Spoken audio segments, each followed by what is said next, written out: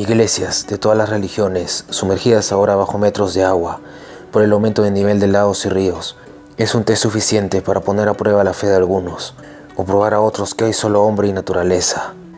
Lugares donde tantos se arrodillaron y oraron pidiendo ayuda o perdón, son ahora el hogar de malas hierbas y peces.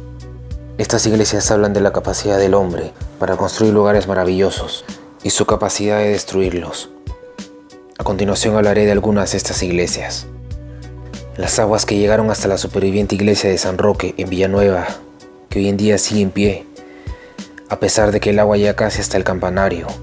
Se puede acceder a ella por una pasarela de madera, incluso ascender por el interior a través de una escalera de caracol.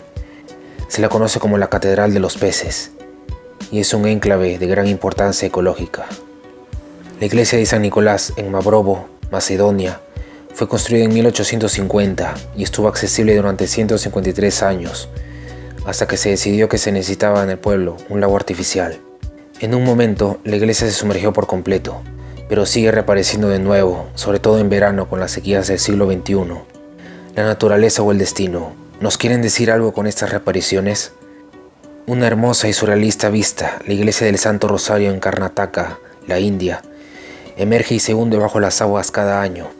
La iglesia desapareció cuando el pueblo se trasladó para hacer espacio a la presa de Hemavati, pero aparece después de los monzones, durante la temporada de lluvias, pero luego, lentamente, se hunde de nuevo a esperar la hora de levantarse, otra vez, y mostrar su gracia y encanto, por no hablar de su excelente mampostería.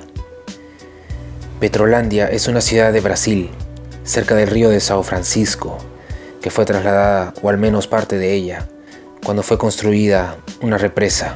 Lo único que queda en pie es la iglesia, que nos deja una hermosa vista, como un pez depredador que abre sus fauces para comer.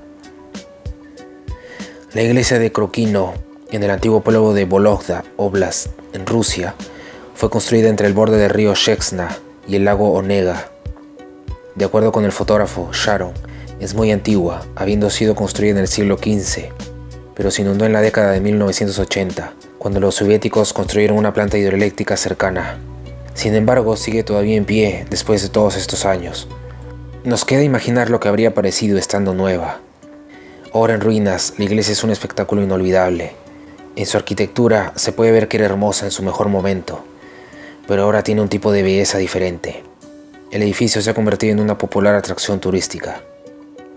El Reschense es un lago artificial cerca de la frontera con Austria, que sumergió completamente el pueblo de Graun y su iglesia en 1950.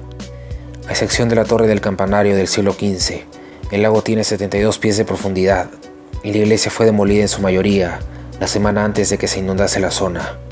Pero la torre aún sigue en pie, asomando por encima de la superficie del agua. Cuenta la leyenda que todavía se pueden escuchar las campanas sonando durante el invierno cuando el lago se congela. La gente de Graun se esforzó por salvar a su pueblo, pero fue en vano, y 163 casas y 1.290 hectáreas de tierras de cultivo fueron anegadas por el deseo de una compañía eléctrica de construir una presa. La torre es todo lo que queda de los sueños y las aspiraciones de aquellos que una vez vivieron allí.